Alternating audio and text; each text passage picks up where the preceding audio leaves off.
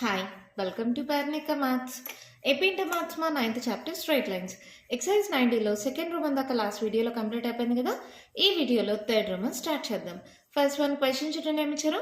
Find the distance of the line 4x plus 7y plus 5 equals to 0 from the point 1, 2 along the line 2x minus y equals to 0. ఇక్కడ ఒక line ఉంది, ఏంటది 4x plus 7y plus 5 equals to 0.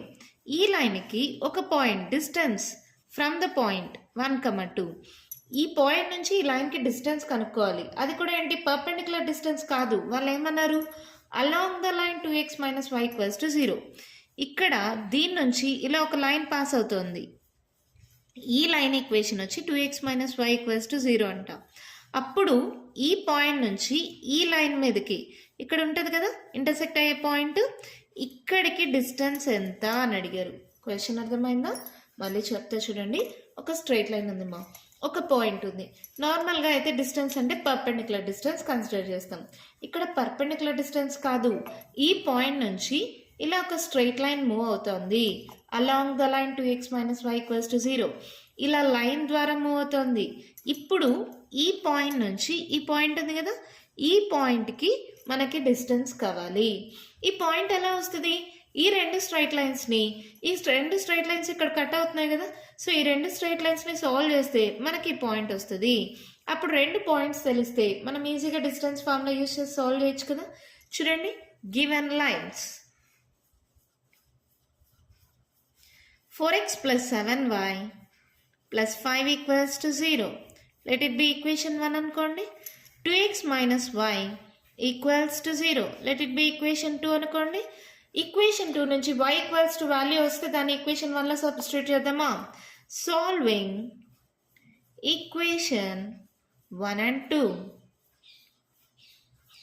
Equation 2 implies ఏమవుతుంది చూడండి మా, 2x minus y equals to 0 అయితే y equals to ఏమవుతుంది, ఈ మైనస్ y ఇటు సైడ్కి వెళ్తే plus y equals to 2x. Substituting y value in equation 1. Equation 1లో సబ్స్టిట్యూట్ చేయండి. ఏందది, 4x plus 7y plus 5 equals to 0. So 4x plus 7 into y అంటే 2x plus 5 equals to 0. So 7 is 14, 14, 15, 16, 17, 18. 18x is equals to ఈ plus 5 సైడ్కి వెళ్తే -5. So x equals to ఏమవుతుంది, -5/18. ఓకేనమ్మా, అర్థమైందా? 7 is 14, 14 plus 4 18 అయింది. ఓకేనా, ఈ ప్లస్ 5 సైడ్కి వస్తే -5. ఎక్స్ వాల్యూ వచ్చిందా, substituting x value in equation 1.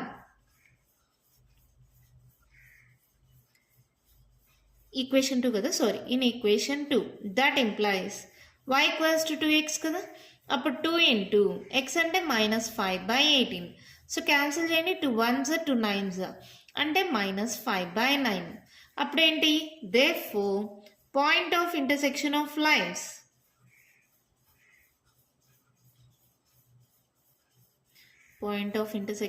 Lines is equals to x, y -5/18, -5/9. ఇప్పుడు ఈ పాయింట్ వచ్చేసింది. ఈ పాయింట్ వచ్చిన తర్వాత డిస్టెన్స్ అంటే ఫార్ములా ఏంటి, therefore, లేకపోతే ఈ పాయింట్ ఏదో ఒకటి అనుకుందామా, గివెన్ పాయింట్ 1, 2 అండ్ మనకు వచ్చిన point -5/18, -5/9. Distance between them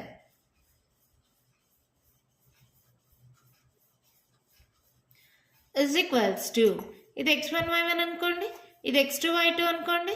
డిస్టెన్స్కి formula ఏంటి మా, root of x2 minus x1 whole square plus y2 minus y1 whole square.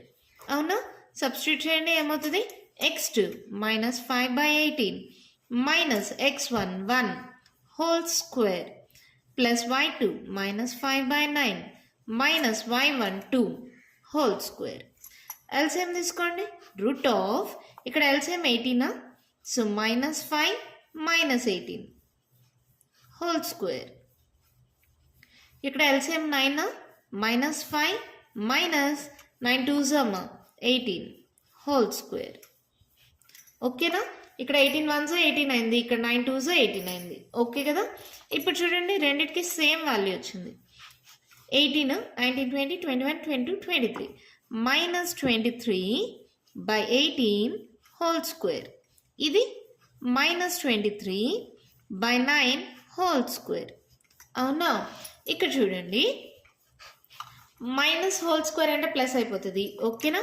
23 square by 18ని ఎలా రాయొచ్చు, 9 టూస్ అని రాయొచ్చా. రెండింటికి సపరేట్గా స్క్వేర్ పెడుతున్నాం, హోల్ స్క్వేర్ కదా, రెండింటికి స్క్వేర్ పెడుతున్నాం. 9 స్క్వేర్ ఇంటూ 2 స్క్వేర్. అవునా. ఇదేంటి 23 స్క్వేర్ బై 9 స్క్వేర్. ఈ హోల్ స్క్వేర్ అనేది న్యూమరేటర్కి డినామినేటర్కి సపరేట్ చేశాను. ఈ 18ని 9 టూస్ రాసుకున్నా, దానికి కూడా హోల్ స్క్వేర్ కాబట్టి రెండింటికి సపరేట్ చేశాను. ఓకేనా. ఇక్కడ దాకా అర్థమైందా. ఇప్పుడు సారీ ఇది ప్లస్ కదా, రెండిట్లో 23 స్క్వేర్ బై 9 స్క్వేర్ కామన్ తీసేస్తున్నాం. ఇక్కడ 23 స్క్వేర్ బై 9 స్క్వేర్ పోతే ఏం మిగిలింది, 1/2 square plus 23 square by 9 square అంతా పోతే 1. అవునా. ఇక్కడ చూడండి రూట్ అనేది కూడా సపరేట్ చేద్దాం. ఇప్పుడు root of 23 square by root of 9 square, square root cancel, square root cancel అంటే 23 by 9 square root cancel, square root cancel. ఇప్పుడు దీనికి రూట్ ఉంటుంది అలాగే, 1/2 స్క్వేర్ అంటే 4 ప్లస్ 1. సో ఏమవుతుంది 23 by 9 root of LCM 4, 1 plus 4 1s 4, 23 by 9 root of 5 by root 4. Root రెండింటికి separate చేశాను. ఇప్పుడు ఏమవుతుంది 23 బై 9 రూట్ 5 బై రూట్ 4 ఎంతమా 2 కదా. సో ఇది ఏమవుతుంది 23 by 9 2s 18, 23 root 5 by 18. This the distance. కావాలంటే యూనిట్స్ అని పెట్టుకోండి, డిస్టెన్స్ కాబట్టి. అంతే ప్రాబ్లం అయిపోయింది. సింపుల్గానే ఉంటుంది ప్రాబ్లము, పెద్ద కష్టమేం కాదు. ఒక పాయింట్ నుంచి ఒక స్ట్రైట్ లైన్కి డిస్టెన్స్ కావాలి. అది కూడా ఏంటి పర్పెండిక్యులర్ డిస్టెన్స్ కాదు, అలాంగ్ ద లైన్ అన్నారు. ఈ లైన్ పరంగా డిస్టెన్స్ ఎంత అన్నారు. సో లైన్ ఇచ్చారు. సో ఈ రెండు లైన్స్ సాల్వ్ చేస్తే మనకు పాయింట్ వస్తుంది. ఈ రెండు పాయింట్స్ తెలిస్తే డిస్టెన్స్ కనుక్కోవచ్చు. సో రెండు లైన్స్ తీసుకున్నాను, ఆ రెండు లైన్స్ సాల్వ్ చేస్తే XY వాల్యూస్ వచ్చాయి. ఒక పాయింట్ ఆల్రెడీ ఇచ్చారు, ఇప్పుడు ఇంకో పాయింట్ వచ్చింది. డిస్టెన్స్ బిట్వీన్ దెమ్ ఏమవుతుంది, ఫార్ములా ఏంటి, root of x2 minus x1 whole square plus y2 minus y1 whole square. Value substitute చేశాను, ఎల్సిఎం తీసుకున్నాను, మైనస్ కాస్త హోల్ స్క్వేర్ అంటే ప్లస్ అయిపోతుంది. రెండిట్లో 23 స్క్వేర్ బై 9 స్క్వేర్ కామన్ తీసాను, మళ్ళీ ఎల్సిఎం తీసుకున్నాను. తర్వాత ఇది స్క్వేర్ రూట్ క్యాన్సిల్ అయిపోయి బయటకు వచ్చేసింది. ఈ రూట్ అనేది రెండిటికి ఉంటుంది మా, దీనికి క్యాన్సిల్ అయింది, దీనికి ఉంటుంది కదా రూటు. అవునా. ఇక్కడ మళ్ళీ ఎల్సిఎం తీసుకున్నాను, మళ్ళీ రూట్ సపరేట్ చేసుకున్నాను. రూట్ 4 అంటే 2 కదా. So 9 2s 18. అంతే ప్రాబ్లం అయిపోయింది. ఓకేనా, అర్థమైంది కదా. మన నెక్స్ట్ ప్రాబ్లం చూద్దామా. Question children my imature. Find the direction in which a straight line must be drawn through the point -1, 2 so that its point of intersection with the line x plus y equals to 4 may be at a distance of 3 units from this point. Question అర్థమైందా. ఏం లేదమ్మా, ఒక point ఉంది -1, 2. దీని నుంచి ఇలా ఒక straight line draw చేశారు. అది కూడా ఏంటి పర్పెండిక్యులర్ లైన్ కాదు, లైన్ డ్రా చేశారు. ఈ లైన్కి డ్రా చేస్తే ఏ స్ట్రైట్ లైన్ మీద డ్రా చేశారు, x plus y equals to 4 అని. ఈ పాయింట్కి ఈ లైన్కి మధ్య ఉన్న డిస్టెన్స్ 3 యూనిట్స్ అంట. అలాంటప్పుడు ఆ direction of a line straight line ఎలా డ్రా చేశారు అని అడిగారు. ఇందాక ప్రాబ్లం లాగే, ఇందాక ఏంటంటే ఇక రెండు లైన్స్ ఇచ్చారు కాబట్టి మనం పాయింట్ ఆఫ్ ఇంటర్సెక్షన్ కనుక్కొని డిస్టెన్స్ కనుక్కున్నాం. ఇక్కడ డిస్టెన్స్ ఇచ్చారు, పాయింట్ ఇవ్వలేదు. అప్పుడు ఏం చేస్తాం, ఇక్కడ ఒక పాయింట్ ఆల్రెడీ తెలుసు కదా, దాని ద్వారా కానీ సబ్స్టిట్యూట్ చేస్తే స్లోప్ తెలియకపోయినా m అనుకుందాం స్లోప్ని. లాస్ట్లో సాల్వ్ చేసుకుంటూ వద్దాం. ఓకేనా. చూడండి given line x plus y minus 4 equals to 0 and given point -1, 2. Equation of a line passing through this point.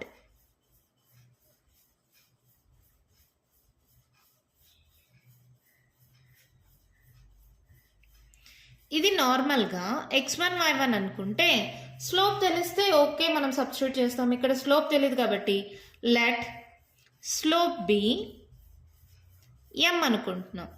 Point slope form ఏంటి? Equation of a line passing through the point slope ఉంటే y minus y1 equals to m into x minus x1. అవునా? So y minus y1 అంటే 2, m నాకు తెలీదు అలాగే పెట్టుకోండి. x minus x1 అంటే minus into minus plus 1. అవునా?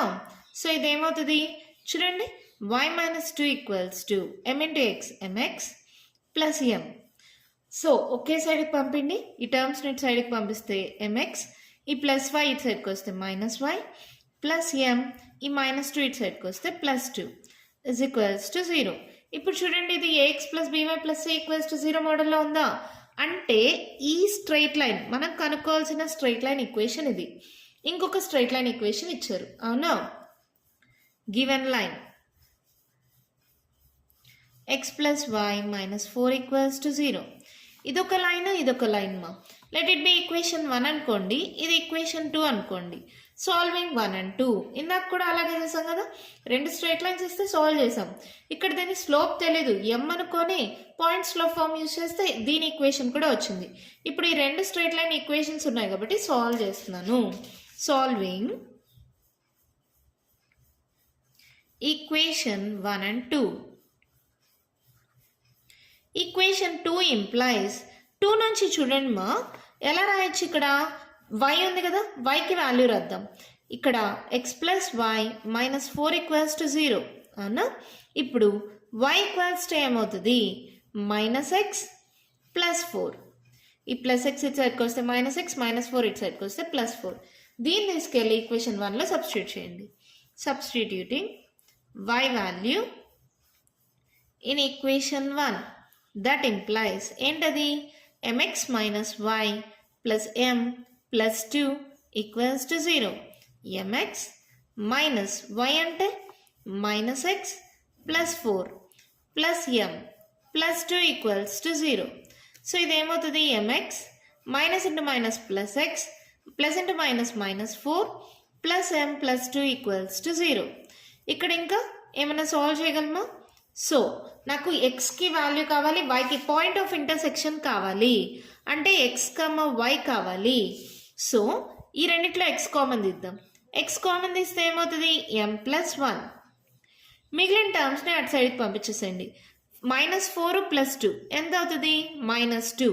ఈ మైనస్ 2 ఇటు సైడ్కి వస్తే ప్లస్ 2 ప్లస్ m ఇటు సైడ్కి వస్తే మైనస్ m. ఓకేనా? మైనస్ 2 అవుతుంది, మైనస్ 2 ఇటు సైడ్కి వస్తే ప్లస్ 2 ప్లస్ m కాస్త ఇటు సైడ్కి వస్తే మైనస్ m. అప్పుడు x ఈక్వల్స్ టు ఏమవుతుంది? 2 minus m by m plus 1. ఇక్కడ దాకా అర్థమైందా? ఏం లేదు మా, ఇక్కడ ఒక స్ట్రైట్ లైన్ ఉంది. ఆ స్ట్రైట్ లైన్ ఈక్వేషన్ ఇందాకైతే ఇచ్చేసారు కాబట్టి ఆ రెండు స్ట్రైట్ లైన్స్ని సాల్వ్ చేస్తే నాకు పాయింట్ ఆఫ్ ఇంటర్సెక్షన్ వచ్చేసింది. ఇక్కడ నాకు స్ట్రైట్ లైన్ ఈక్వేషన్ ఇవ్వలేదు, పాయింట్ ఒకటే ఇచ్చారు. నేను స్లోప్ని m అనుకొని equation of a line general ఫామ్లో రాసేసుకున్నాం.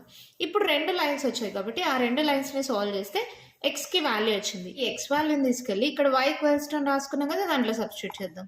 Substituting x value in equation 2. That implies y equals to minus x plus 4 అని రాసుకున్నాం కదా, that equals to minus of ఈ మొత్తానికి మైనస్ మా 2 minus m by m plus 1 plus 4. అవునా? మైనస్తో మల్టిప్లై చేయండి. Minus 2 minus into minus plus m by m plus 1 plus 4. LCM తీసుకుందామా? y equals to m plus 1 LCM అయితే మైనస్ 2 ప్లస్ m, 4తో మల్టిప్లై చేయండి. 4 into m 4m, 4 into 1 4. So ఇది ఏమైంది? 4 plus 1 5m, 4లో 2 పోతే 2, 5m plus 2 by m plus 1. ఇప్పుడు xy values వచ్చాయి, అంటే point of intersection of lines. Therefore point of intersection of lines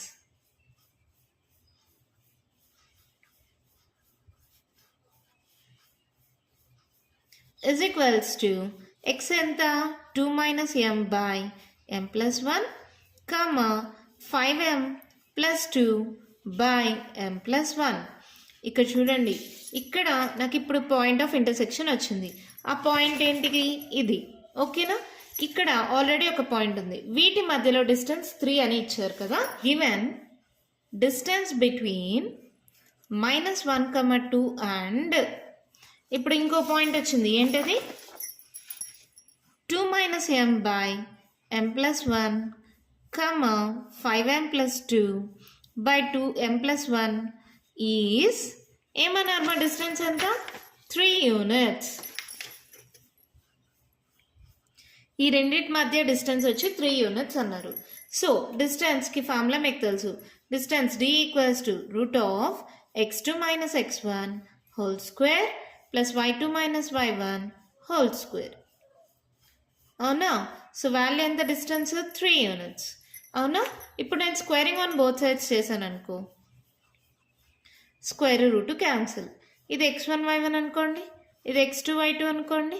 value substitute చేయండి. x2 2 - m by m plus 1 minus x1 minus into minus plus 1 whole square y2 5m plus 2 by m plus 1 minus y1 2 whole square equals to 3 square 9. అవునా? ఇక్కడ ఏంటి మా LCM తీసుకోండి. m plus 1 LCM అవుతుంది 2 minus m plus 1తో multiply అయితే m plus 1 వస్తుంది whole square. ఇక్కడ m plus 1 LCM అవుతుంది 5m plus 2 minus 2తో ఇది మల్టిప్లై అవుతుంది -2 into m plus 1 -2m minus 2 whole square is equals to 9. అవునా? రెండిటికి సేమ్ డినామినేటర్, సో న్యూమరేటర్ని యాడ్ చేసుకోవచ్చు. ఫస్ట్ సాల్వ్ చేసుకుందాం. Plus m minus m cancel, 2 + 1 3 square by m plus 1 whole square plus ఇక్కడ చూడండి 5లో 2 పోతే 3m plus 2 - 2 cancel 3m whole square by m plus 1 whole square is equals to 9. అవునా? ఇక్కడ ఏమవుతుంది 3 square అంటే 9 plus 9m square. ఈ denominator రెండింటికి same కదా, అది ఇటు సైడ్కి పంపించేస్తున్నా 9 into m plus 1 whole square. ఓకేనా? ఇక్కడ 9 కామన్ తీసేయండి, ఏమవుతుంది 1 plus m square is equals to 9 into m plus 1 whole square మా a plus b whole square a square plus b square plus 2ab. ఆ ఫార్ములా మోడల్లో రాసుకున్నాం. సో 9 మల్టిప్లై అవుతుంది, ఇక్కడ మల్టిప్లై అవుతుంది, క్యాన్సిల్. ఇప్పుడు ఏమవుతుంది ఇక్కడ చూడండి 1 plus m square is equals to m square plus 1 plus 2m. ఇక్కడ m స్క్వేర్ 1 క్యాన్సిల్ అంటే 2m ఈక్వల్స్ టు 0 అంటే m equals to 0.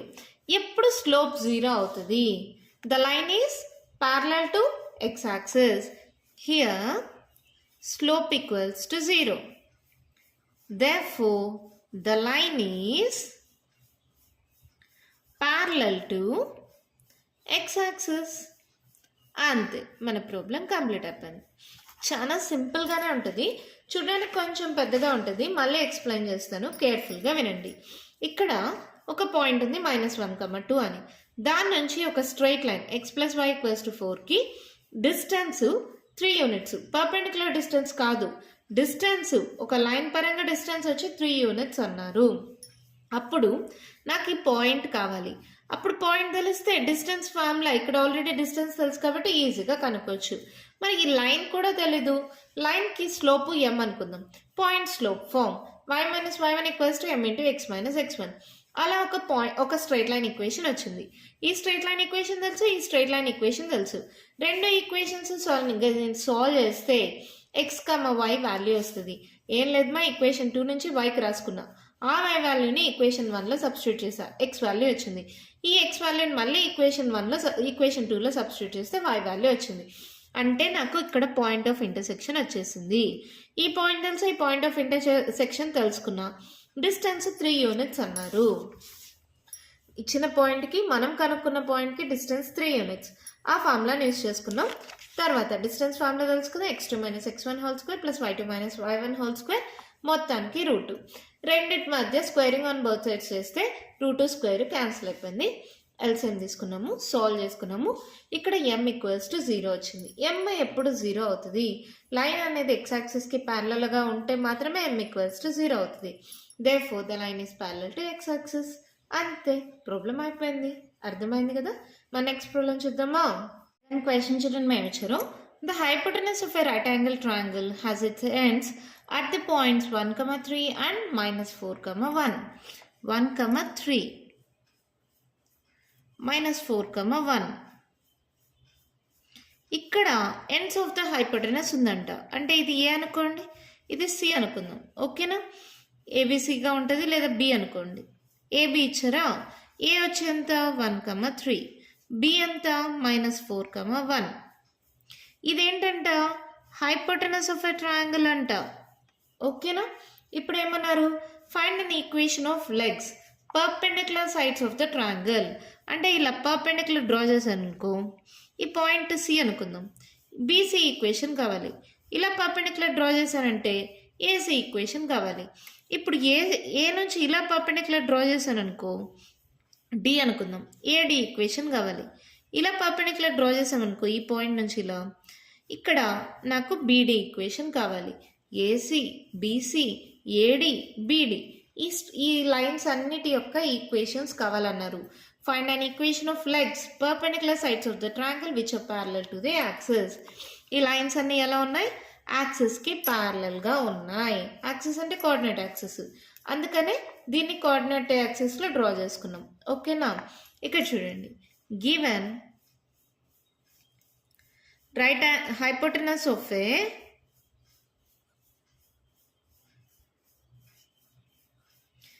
sides of a hypotenuse of a right angle triangle.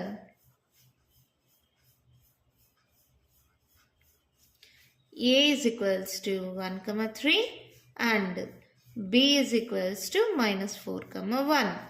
ఇక్కడ చూడండి, ఈ లైన్ ఎలా ఉంది అంటే దేని ద్వారా పాస్ అవుతుంది, 1 ద్వారా. ఇక్కడ ఈ డిస్టెన్స్ ఎంతమా, ఎక్స్ యాక్సిస్ నుండి డిస్టెన్స్ 1, వై యాక్సిస్ నుండి డిస్టెన్స్ 1. అంటే పాయింట్ సి ఏమవుతుంది 1, 1. వాళ్ళు కోఆర్డినేట్ యాక్సిస్ అని మెన్షన్ చేశారు. ఇక్కడ ఎక్స్ యాక్సిస్ డిస్టెన్స్ ఎంత -4, వై యాక్సిస్ డిస్టెన్స్ ఎంత 3, -4, 3. అంటే ఈ ఫిగర్ నుంచే చెప్పేయచ్చు equations ఏమవుతాయంటే x = 1, y = 1, x = -4, y = 3. ఇవే మనకు వచ్చే ఈక్వేషన్స్. కానీ ఇలా డైరెక్ట్గా చెప్పకూడదు, సాల్వ్ చేయాలి. ఎలా సాల్వ్ చేస్తాం, given sides of hypotenuse of right angle triangle AB అనుకున్నాం కదా. Here from figure C is equals to 1, 1 and D equals to -4, 3. ఓకేనా, ఇప్పుడు ఒక్కొక్క దాని ఈక్వేషన్ రాద్దాం. Equation of AC, equation of AC, ఇక్కడ ఏ పాయింట్ సి పాయింట్ రాసుకుందాం. A వచ్చి 1, 3, సి వచ్చి 1, 1. ఏంటి మా ఈక్వేషన్ ఆఫ్ ఏసీ, ఏదైనా సరే 2 పాయింట్స్ ఇస్తే ఒకదాన్ని x1, y1 అనుకోండి, ఇంకో దాన్ని x2, y2 అనుకోండి.